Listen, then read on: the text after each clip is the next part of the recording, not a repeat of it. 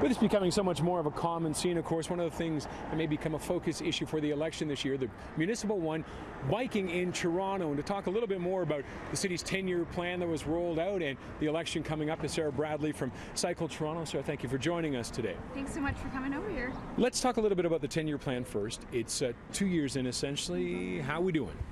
So yeah, we're almost 2 years in. The network plan was approved in June 2016. We're doing okay.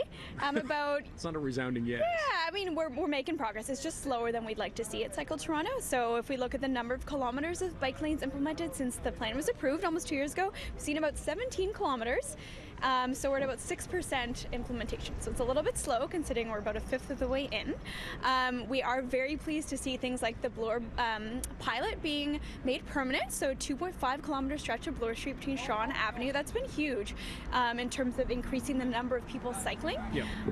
However, we'd like to see similar progress made on streets like the Danforth and Yonge Street, which are also, very commercial, lively streets that cross our city and that need to be safe places for people to walk and ride their bikes and take transit. So it's been slower progress on those big major commercial streets. Is there not the political will? What's slowing it down?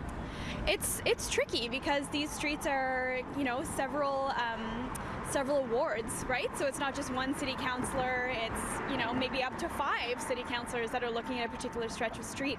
And so, yeah, it is a matter of political will. It's also a matter of we still aren't at a place yet in Toronto where there is a strong acceptance of the need to build streets that put pedestrians and cyclists first. What would you like to see as an election issue for June at a provincial level, a little bit more difficult, but also in the fall here?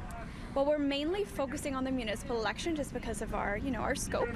What we'd like to see as an election issue is simply just putting vulnerable road users first when we design our streets. So an example of that is Transform Yonge, which is a project that came to council and was deferred until after the election. That is a prime example of a project that is designed around people. Sarah, thank you very much for talking to us today. Thank you very much. Sarah Bradley from CycleTo, and coming up we're going to be taking a look at the bikes that have survived the winter and the tune-ups you need, what you should be looking for, any problems you might see over the next little while as you get your bike tuned up for the summer.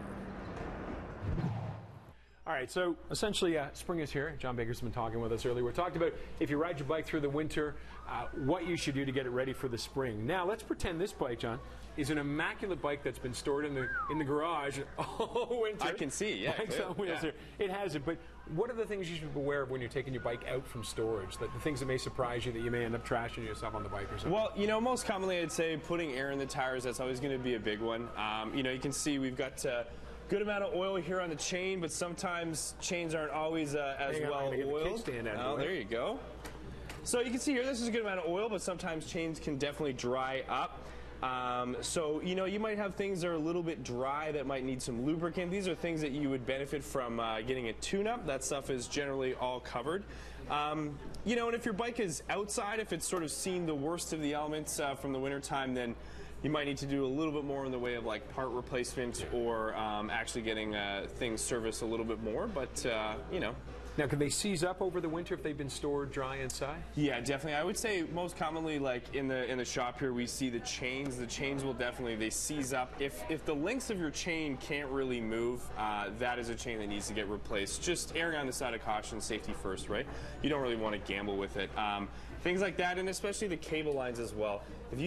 If there's any water or any debris, if it gets in there and it gets frozen, it will impede the function there. So those are things that commonly get replaced in a tune-up. Yeah, so give it a little once-over before you ride it anywhere this That's right. spring. All right, exactly. John, thanks very much My for pleasure. joining us. John Baker from Baker on Wheel, Bikes on Wheels. I wish.